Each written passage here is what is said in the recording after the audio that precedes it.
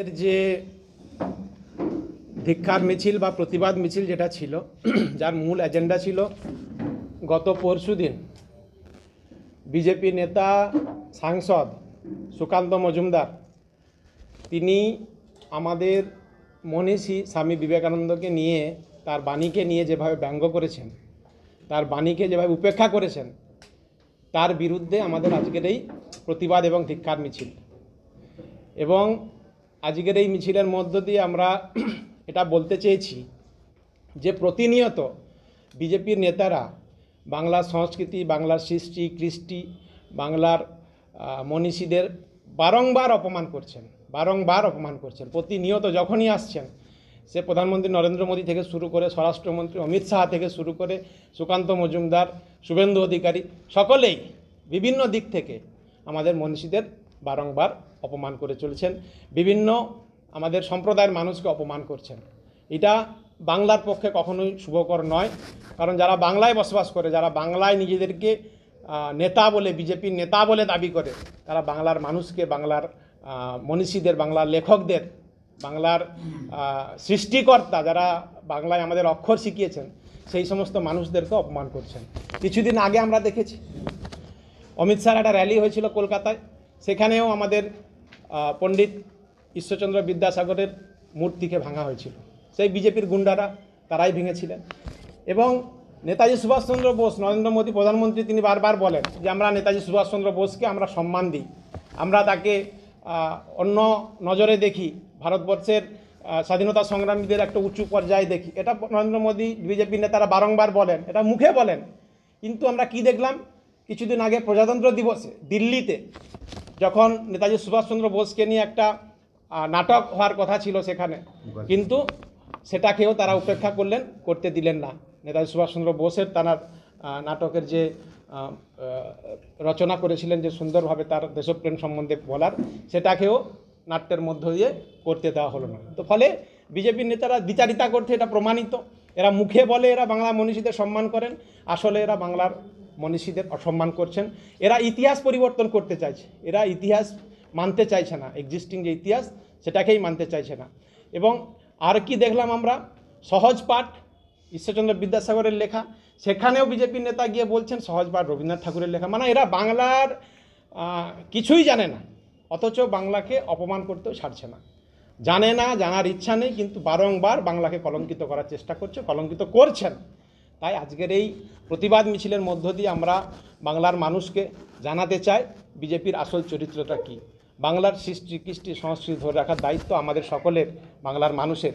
তাই আমরা তৃণমূল যুব কংগ্রেসের পক্ষ থেকে আজকের তমলুক সাংগঠনিক জেলা পূর্ব মেদিনীপুরের প্রতিটা ব্লকে, প্রতিটা টাউনে আজকের এই ধিক্কার মিছিল, প্রতিবাদ মিছিলে আমরা আয়োজন করেছি। কোথা থেকে কথা বলতে মিছিল করলেন? আমরা এখানে করেছি, এখানে আমাদের দুটো ব্লক পাশাপাশি।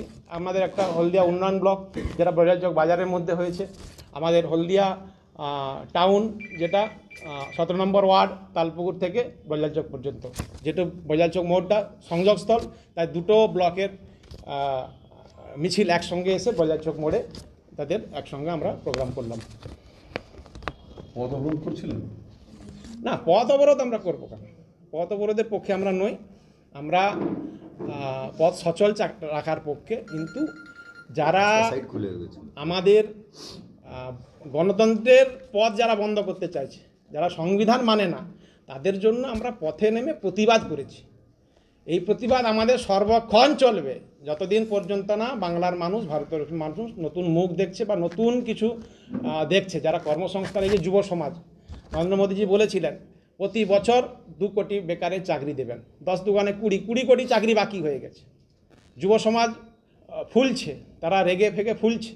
কবে পাবে চাকরি, কবে পাবে চাকরি? চাকরি পাওয়া তো দূরের কথা, বেসরকারি করে রাষ্ট্রায়ত্ত গভর্নমেন্টের যে রিসোর্স, যে কোম্পানিগুলো আছে, সেগুলোকেও প্রাইভেটাইজেশন করে দিচ্ছে, বিভিন্ন পুঁজিপতিদের হাতে তুলে দিচ্ছে। ফলে আরও বেকারের সংখ্যা বাড়ছে, আরও ছাঁটাই হচ্ছে, বেকারের সংখ্যা বাড়ছে। কর্মসংস্থান আশা তো দূরের কথা, কর্মহীন আরও পড়ছে বহু মানুষ। আপনারা সুকান্ত মজুমদারের বিরুদ্ধে কী চাইছেন? সুকান্ত মজুমদারকে নিঃশর্ত ক্ষমা চাইতে হবে বাংলার মানুষের কাছে। আমাদের মনীষী স্বামী বিবেকানন্দের যে বাণী আমরা পালন করি, তিনাকে আমরা যে সম্মান দিই বাংলার বাঙালি হিসাবে, বাংলার মানুষ হিসাবে, সেই মনীষী স্বাধীনতা সংগ্রামীদের বিভিন্ন ক্ষেত্রে উদ্বুদ্ধ করতেন, যারা স্বাধীনতা সংগ্রামী ছিলেন তাদের পাশে থেকে বিভিন্নভাবে তাদের এনকারেজ করতেন, সেই মনীষীকে, তার বাণীকে যারা উপেক্ষা করছে, যারা ব্যঙ্গ করছেন, তাদের বিরুদ্ধে বিশেষ করে সুকান্ত মজুমদারের নিঃশর্ত ক্ষমা চাইছি বাংলার মানুষের কাছে, তার পদত্যাগ দাবি চাইছি আমরা, এবং ইমিডিয়েট তার বিরুদ্ধে প্রশাসনিক ব্যবস্থা বা আইনি ব্যবস্থা নেওয়া হোক, এটা আমরা চাইছি। না দিলে কি বৃহত্তর আন্দোলনে যাবে? অবশ্য আন্দোলন চলছে, আমাদের আন্দোলন চলছে, কারণ এটা না করলে আগামীতে আরও যারা মনীষীরা আছে তাদেরকে অপমান করবে। এক তো রবীন্দ্রনাথ ঠাকুরকে অপমান করেছেন, ঈশ্বরচন্দ্র বিদ্যাসাগরকে অপমান করেছেন, স্বামী বিবেকানন্দকে অপমান করেছেন, নেতাজি সুভাষচন্দ্র বোসকে অপমান করছেন। প্রতিনিয়ত যদি এই অপমান চলতে থাকে তাহলে আমাদের সর্বক্ষণ মাঠে থাকতে হবে, রাস্তায় থাকতে হবে, কারণ এ আন্দোলনের পথ, প্রতিবাদের পথ ছাড়া আমাদের অন্য কোনো উপায় নেই। কালকে নন্দীগ্রামে শুভেন্দু অধিকারী বলেছেন যে মমতা বন্দ্যোপাধ্যায়কে প্রাক্তন করতে হবে, কি বলবেন? স্বপ্ন দেখছেন। আজকে দেখছিলাম আমি একটা নিউজে যে কেন শীত পড়ছে না বাংলায়, তার জন্য নাকি তৃণমূল কংগ্রেস দায়ী। তো বলে এ পাগলের কথা বলার কিছু নেই। নিজে তো তৃণমূল কংগ্রেসের থেকে লুটপাট করে যা নেওয়ার নিয়ে চলে গেছে বিজেপিতে, বিজেপি ওয়াশিং মেশিনে গিয়ে শুদ্ধ হয়ে গেছেন, চোরের মায়ের গলা বড়।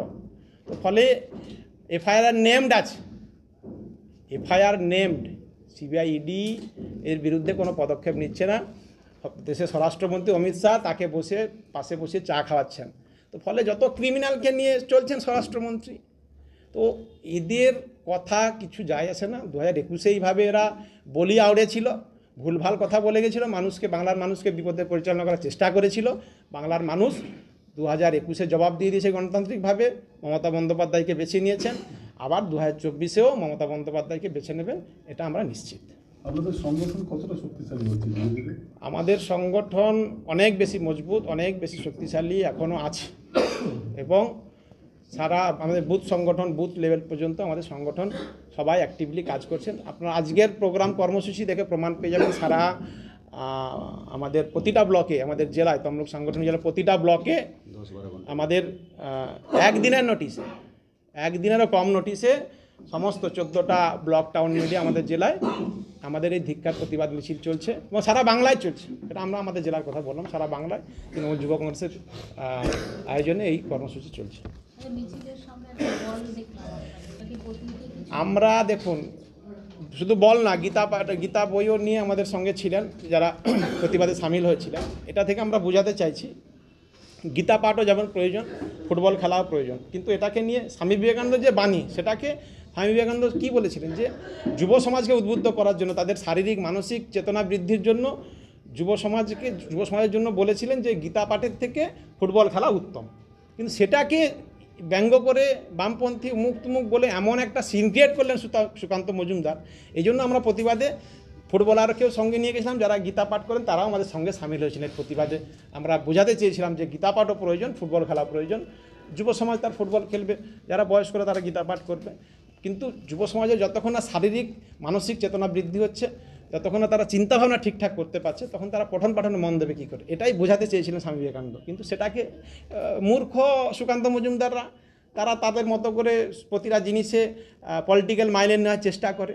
এরা তো মনীষীদের কোনো সম্মান দেয় না, তাই উল্টাপাল্টা, আর মনীষীদের বাণীও এরা ঠিকমতো জানেন না, পড়েন না, বুঝেন না।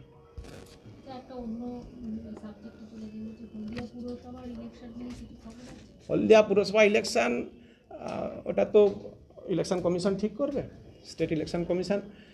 তবে আমরা প্রস্তুত আছি, কালকেও যদি ইলেকশন হয় 29-0 হবে হলদিয়া মিউনিসিপ্যালিটি, 29টা তৃণমূল পাবে, বিরোধীরা 0 পাবে। আমরা 24/7 মানুষের কাজ করি, এবং আমরা কনফিডেন্ট, আশাবাদী, আমাদের নিজেদের মধ্যে সেই ভরসাটা আছে যে আমরা জিতবো। 29টা আমরা পাবো তৃণমূল কংগ্রেস পাবে।